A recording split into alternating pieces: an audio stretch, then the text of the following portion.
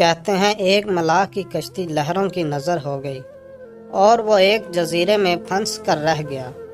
اس نے جاڑ جنکار اکٹھا کر کے ایک جھونپڑا بنایا اور وہیں رہنے لگا۔ دن گزرتے رہے اور کوئی اس کی مدد کو نہ آیا، اور آتا بھی کیسے کہ کسی کو کوئی خبر کیا کہ وہاں کوئی موجود بھی ہے۔ سمندر کی موجیں اس کی خبر پہنچانے کی راہ میں حائل تھیں۔ ایک دن وہ زارو قطار روتا رہا اور اللہ پاک سے گلہ کرنے لگا، اے میرے اللہ، تو نے میرے ساتھ کیا کر دیا؟ ابھی وہ آہزاریوں سے فارغ ہو کر جھونپڑے سے باہر نکلا ہی تھا کہ آسمانی بجلی نے اس کے جھونپڑے کو جلا کر راکھ کر دیا۔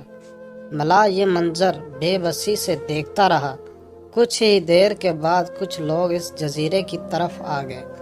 ملاح نے خوشی اور حیرت سے پوچھا، تم لوگ کو کیسے پتہ چلا کہ یہاں کوئی ہے؟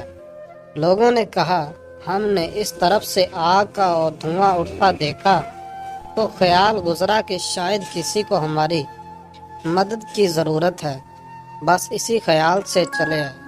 دوستو، ہماری زندگی میں بھی بعض اوقات ایسے ہی حالات و واقعات پیش آتے ہیں اور ہم بھی پریشان و مایوسی کی راہ پر چلنے لگتے ہیں۔ یکا یک اللہ پاک کی طرف سے مدد و نصرت آ جاتی ہے۔ کبھی بھی اللہ تعالیٰ سے نا امید نہ ہو، وہ بہترین کارساز ہے۔